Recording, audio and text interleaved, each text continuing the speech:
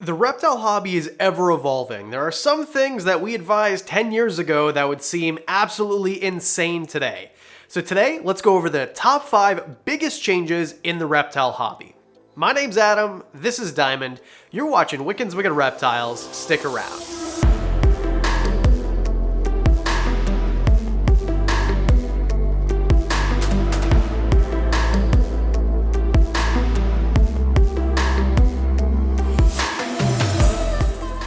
There are a lot of things that when I started keeping reptiles 13 years ago or so that were advised to me would not be advised now. They would be frowned upon a lot. And there's a few things that really jump out, so let's just start off with number 5, enclosure size and enclosure type. Now, back in the day when I first got reptiles, my first reptile ever was a bearded dragon. Not this guy, that bearded dragon has long died of old age. But when I got him, I was advised to keep him in a 20-gallon enclosure from someone at PetSmart. Now, after I did some research, I never had him in a 20, by the way. After I did some research, I found that 40 gallons was the most common thing. This is what was being advised on the old school forums. We're talking about, what year was it? 2008 or something like that, right? So 40 gallons was kind of what everyone was saying. This is what you're gonna need. This can live in its entire life. It can live in its entire life in a 40-gallon enclosure. These are the 40-gallon measurements. This is not right. This isn't even close to right. What I did is I got a 55-gallon because I've always thought bigger is better. I've always been interested in reptiles, and although I had no experience, I just figured my new buddy would want more space. But the problem is, even an enclosure that is 55 gallons, it's still only a foot wide.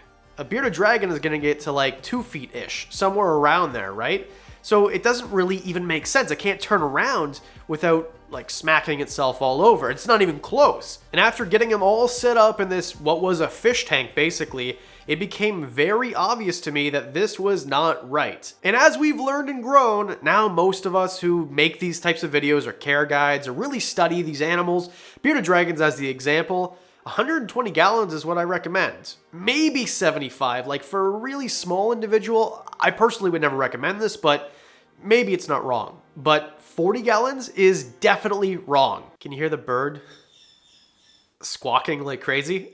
Now, there are still these people who defend 40-gallon enclosures for bearded dragons or 20-gallon enclosures for ball pythons. I like to call these beardy boomers or cage Karens because they're just so set in their ways. They are not willing to grow with the rest of us and understand that you can't keep a 4 or 5 foot snake in an enclosure that is 20 gallons. Like you can't do that.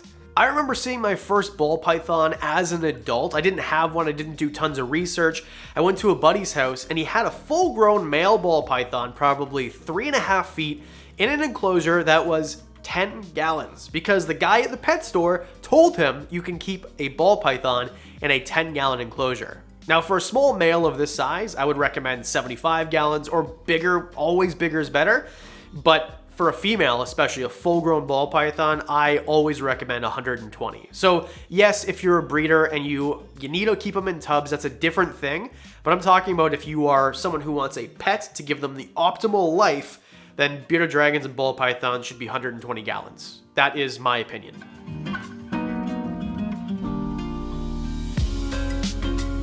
So nowadays we offer bigger floor spaces and more height, which we'll get to in a moment, and just different types of enclosures. Like back in the day, screen top glass aquariums made for fish were kind of the standard. And then as we progressed, like especially now, we've got companies like Cage's Custom Enclosures that makes these amazing PVC enclosures. They're light, they're robust, you can stack them, they're front opening, real glass. And if you use the link below, you can get $20 off your Cage's enclosure with code WWR at checkout. So the world has just changed when it comes to enclosures, the types, and the sizes. Let's move on to the 4th biggest thing that's changed, substrate and furnishings. Now, we're gonna abandon cages and enclosures, that type of thing after this, but this entry is important because when I got my first bearded dragon, I was told you have to keep this thing either on calcium sand or on reptile carpet. There was no in between, there was no slate, there was no bioactive like substrate, there was nothing. It was either you do this, or your reptile will die a terrible death. Or whatever it is they were trying to tell me. So, now obviously this is not true, and as the internet has evolved, we realize that a natural substrate for a bearded dragon is actually beneficial. I recommend substrates that are natural for bearded dragons. I did a whole video about the setup, including the substrate mix I use, right here. And not just the substrate, but just the furnishings and the enrichment that is involved. There weren't very many guys like Professor Herps, for example, a great channel on YouTube, and he uses a lot of enrichment and does a lot of things to stimulate his animals. And I kind of learned from guys like that, and there's more of them. But back when I was learning about reptiles, there weren't very many YouTube channels altogether, so you'd have to really read, and watching videos is more entertaining than reading for most of us. So I think that's what's really helped, is there's more people to take inspiration from who go above and beyond and create that as the standard. But back in the day, you'd see a lot of pictures of, like, say, a 40-gallon enclosure with a reptile carpet and a hide and a water dish, and that's it. Sometimes it wouldn't even offer the right lighting, which we'll get to later. So this just seems kind of crazy now, because now it seems like everybody is really on this wave of not only just better enrichment, giving ball pythons room to climb. We've kind of agreed that especially male ball pythons can exhibit semi-arboreal behavior. So that's really cool. Back in the day, I never heard of this at all. It was always, you can keep them in tubs forever and there's no problem. And there's not a problem with keeping ball pythons in tubs. But we do see a benefit if you give them, say, 2 feet or 3 feet of height, which isn't necessary. You don't need to do this, but I do. I do give my ball pythons at least a foot of height, sometimes 18 inches or 2 feet, and they sometimes use it. Some of them do and some of them don't. The point I'm making here is we've really changed. Bioactive wasn't a huge thing back then, and now it is. And I love it because we are giving the best lives we can possibly give. We are giving these animals an environment to thrive in rather than just survive in. And I'm not saying, by the way, that everybody who's been in the hobby forever is bad and doesn't do these things. Most people evolve with the times, and a lot of people were doing this back in the day. I'm just talking about the norms then compared to now, not the outliers. Number 3. Animal prices and popularity. Now, this is a twofold thing. Back when I was first getting into it, Mexican black king snakes were $100. You could find them basically everywhere. They're almost like throwaway animals. Sometimes, I don't mean like throw them in the garbage. I mean, you wouldn't really put a lot of effort and investment into them because there was no money in them. Same thing with like Dumer's boas, which were much harder to find, but we're seeing with certain species, they're becoming more popular. They're becoming more expensive. Look at hognoses. Even in 2014 or whenever I got my first hognose snake, the snake was like $100. In my area now, to find anything, even if it doesn't have hets, is going to be $200 for an unsexed baby at least. So this has really risen, and now we see crazy morphs. All these jaguar, and we see leucistics. When I first got into hognose snakes, and this wasn't even 10 years ago, there was nothing like that. It was kind of, anacondas were the big thing. There was like some toffee bellies, not albinos. And sure, there was a lot of those other ones, but where I am, they were nowhere to be found. I go to the Toronto Reptile Expos, the biggest ones that this country has to offer, and there were no hognose snakes at my first show. There was one actually, I bought it. So when I left, there was not one at all, not one individual on a table at all. And now they are really growing in popularity, and the price is really rising as well. And this changes fast. Never mind years ago, even 2 years ago, 24 months ago, right? There were Dumer's boas that I saw for $100 on Kijiji, which is Craigslist for Canada basically. And they were everywhere. Well, maybe not everywhere. They weren't super common, but every few months you'd see one. They weren't very expensive. And I actually got my first one about a year ago, and I only paid $200 for the animal and for the entire enclosure for a 20-gallon setup, which an axolotl lives in now.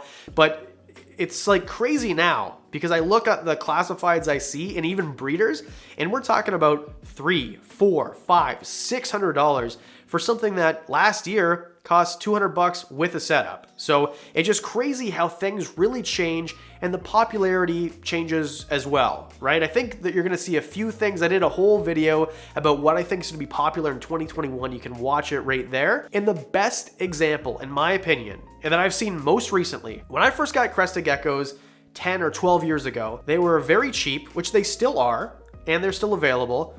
but gargoyle geckos were just as cheap and just as available.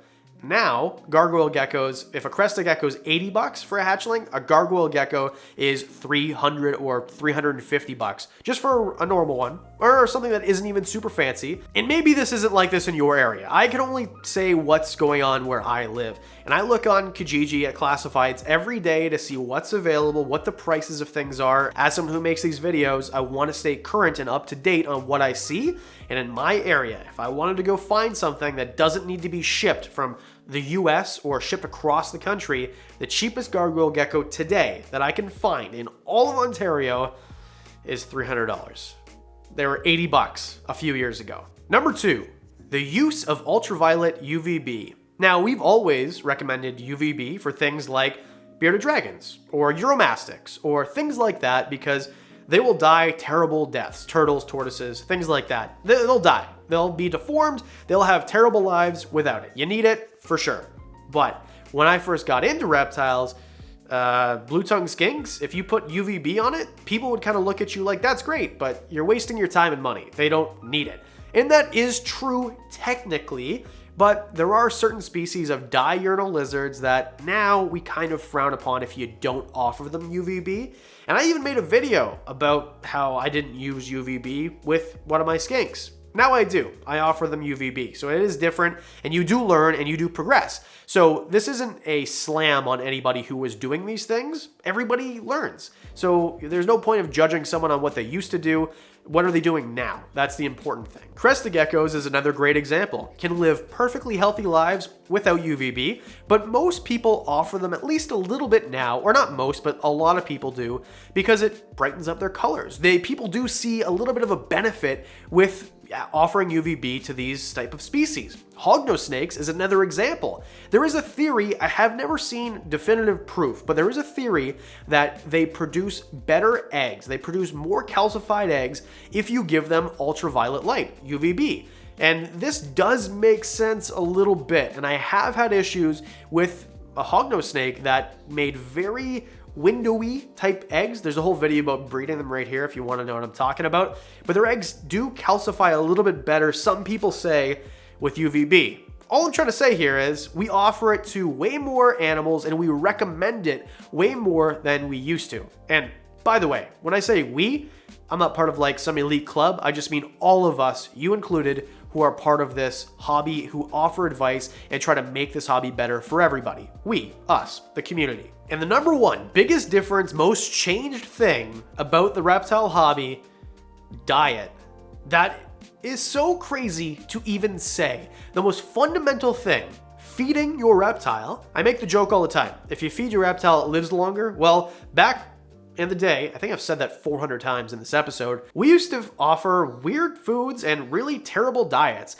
Back in the day, blue-tongued skinks, we just fed them cat food and dog food. And now there are lots of people who are really experts who didn't do this. I just mean what your average reptile or pet shop would tell you to do.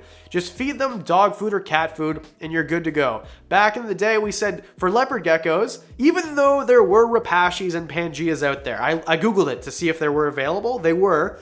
I never heard of them. We were told to feed baby food. Go out and buy Gerber's baby food, buy a fruit flavored one, and I did this, by the way, and my geckos lived about 3 years before they both died. So this is not recommended now, and Rapashi and Pangea, Clark's, all those are so available now, like they're everywhere. There's no excuse not to have them, but I didn't even know they existed back then. I just got my advice from a reptile shop, which I don't even think they're in business anymore, and well, yeah, we learned. My bearded dragon that I got everything and got my advice from a pet shop, but the bearded dragon that I got was from someone who had him and its partner for a while, and they were feeding it like pellets. Like what you'd feed like a turtle. They were just feeding them nothing, no salads, no crickets, and they were wondering why they weren't really the most robust animals. Well, now we know you need to vary the diet because feeding just a pellet diet made for bearded dragons is not good for bearded dragons. You want to offer them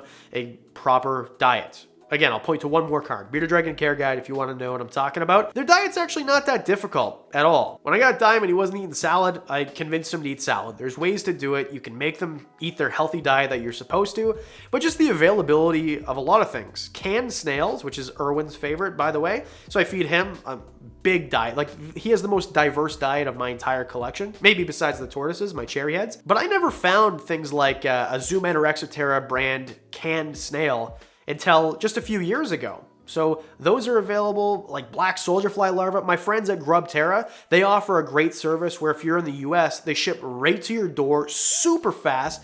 You get a 10% discount if you're interested in black soldier fly larvae. Link below, discount code WWR at checkout. So those services weren't really available or as available. And I think the big difference, if we're rounding out this whole list, is the internet. There's more community now. There's more available. There's more people on YouTube. I think that's the greatest example. YouTube is the second biggest search engine in the entire world. And whatever you think about YouTubers, for whatever reason, a lot of people just hate people who make these videos, whatever. But you have to agree, the more people who are making videos who are at least somewhat entertaining to watch, I hope, the more information gets out there in a leisurely way where it doesn't feel like work to research reptiles. You can sit back, turn on YouTube on your TV if you want, and just watch video after video after video and retain useful information. And I guess it makes sense. I think that's the difference. Things change because information evolves and becomes more available and gets shoved in your face in different ways. We learn differently today